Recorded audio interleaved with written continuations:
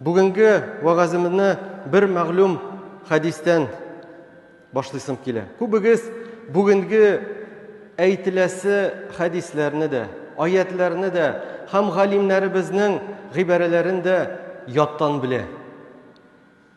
Пәйгамбәрбез саллаллаһу алейхи ва салламнан bir сахаба килеп сорады: "Мин кемгә күбрәк итагать итәргә тиешмен?" диде. Сез җавапны беләсез. Фигле Пәйгамбәрбез саллаллаһу алейхи ва саллям әниеңә диде. Икенче кемгә мин итагать итәргә тиешмен диде, әниемнән соң әниеңә диде. Тагын шул ук сорауны кабатлады. Аннан соң кемгә итагать итәргә тиешмен диде, әниеңә диде. Һәм дүртенче тапкыр бу сорауны кабатлагачтан Пәйгамбәрбез саллаллаһу алейхи ва саллям әтиеңә дип җавап кайтарды. Ягъни 3 тапкыр рәттән Пәйгамбәрбез һәр кайсыбыз өчен иң кадерле, иң хөрмәткә, игътибарга лаек кешенең әниебез булуын ассызыклады. Бүгенге вагазыбыз нәкъ менә инде әниләребезгә багышланган булыр.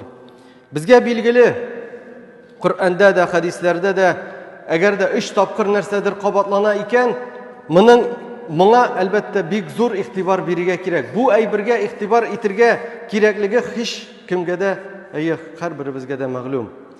Ислам динендә әни кешенең дәрәҗәсе һәм әлбәттә аның алып торган урыны гаять югары, гаять зур. Һәрберебез белә, ана кеше, әни кеше 9 ай буе баласын карнында, безне карыннарында күтәреп йөртәләр.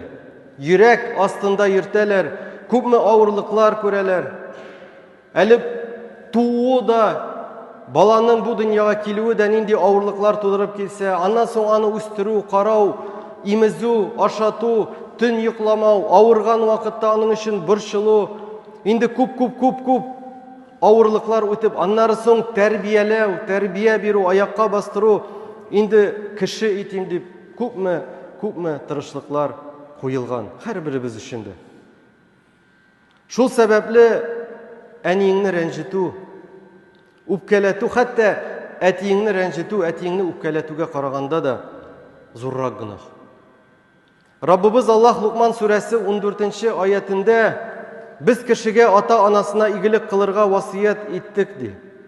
Анасы аны зәгыйфлек белән йөрткән, авырулар белән йөрткән, аны имүдән айыру исә 2 ел эчендә миңа һәм ата-анаңа шөкер кыл, чөнки ахыр чиктә кайту миңа булачак ди.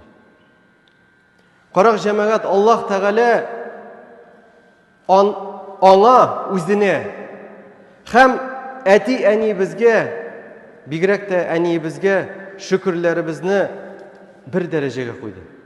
Башта Аллаһ Раббыбызга, аннары соң әти-әниебезгә. Бу әлбәттә гади киңәш кенә түгел. Менә сезгә киңәш. Кулланасызмы? Кулланмыйсызмы? Үзегез карагыз түгел. Бу безнең өчен җәмәгать әмер. Бу безнең өчен буйрык. Әни, әйткәнемчә, үз йөрәге астында авырлыклар аша үтеп, бөтен көчен безгә бирә иде. Җәмәгать, безнең өчен иң зур курбаннар куйган кеше ул безнең әниебез. Һәм бу курбаннарны, әни ясаган курбаннарны безнең өчен беркем дә кабатлый алмый. Әгәр дә һәрберебезнең безнең өчен әни ясаган, әни барган, әни үткән курбаннарны әгәр дә санап карасак, бер кеше дә аны башка кеше үз өстенә ала алмый. Сөекле Пәйгамбәрбез сираттагы хадисендә Ан-Насаидан риваят булып килә. Күбегез әлбәттә моны беләсез, моны белмәгән кеше юк. Җәннәт әниләрнең аяк астында диде. Әлбәттә җәннәт бөтенебез омтылган, Аллаһ Раббыбыздан дуа кылып сораган иң зур бүләк, иң зур нигъмәт, иң гүзәл урын әниләребезнең аяк астында. Бу сүзләр безнең өчен ниндидер бер матур сүз булып кына калырга тиеш түгел. Димәк, хезмәтебез, әниләргә карата ихтирамыбыз, игътибарыбыз, игелекле мөнәсәбәтебез белән без үзебезгә җәннәтнең капкасын ача алабыз. Безнең әниләр безнең мәңгелек тормышыбызның ачкычы, әгәр дә без аннан дөрес файдалансак. Әниебезнең бер дугасы җәмәгать күп кенә авыр сынаулардан чыгарга ярдәм итәргә мөмкин.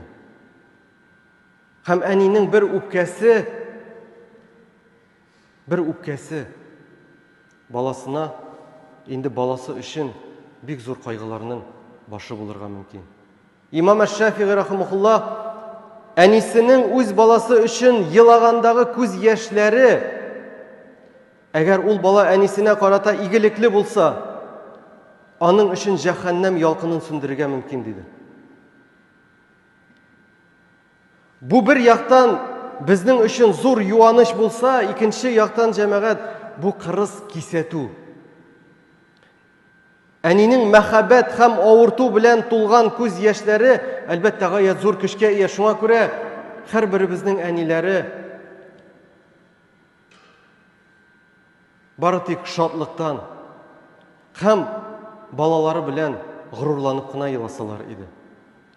Беребезгә дә Аллаһ насип итмәсен әниләребезнең безгә карата үпкә, безгә карата ачулы күз яшьләрен күрергә. Әлбәттә, без күп вакытта әти-әнигә хөрмәт күрсәтү дигәндә аларның күбрәк олы вакытлары турында сөйләшәбез. Әйе, бик мөһим әти-әни картайгачтын аңа тиешле дәрәҗәдә хөрмәт күрсәтү. Ләкин җәмәгать, без яшь, үзебез яшь. Әти-әниләребез яшь вакытта шулай ук хөрмәт күрсәтергә кирәк. Ярамый уйларга, әле алар үзләре көчлеләр. Мин әле олыгайгачтын аларга хөрмәт күрсәтәм, чөнки яшьтән әгәр дә без өйрәнмәгән икән әти-әнине хөрмәтләргә, картайгачтын ул сыйфатлар бездә барлыкка килмәячәк. Әгәр дә бала кечкенәдән өйрәнмәгән икән әти-әнисен хөрмәтләргә, зурларга, олыгайгачтын ул сыйфат бездә барлыкка килмәячәк. Һәм беребез дә белми, бары тик Аллаһка мәгълүм, безнең әти-әниләребез әле картлык, олыгаю,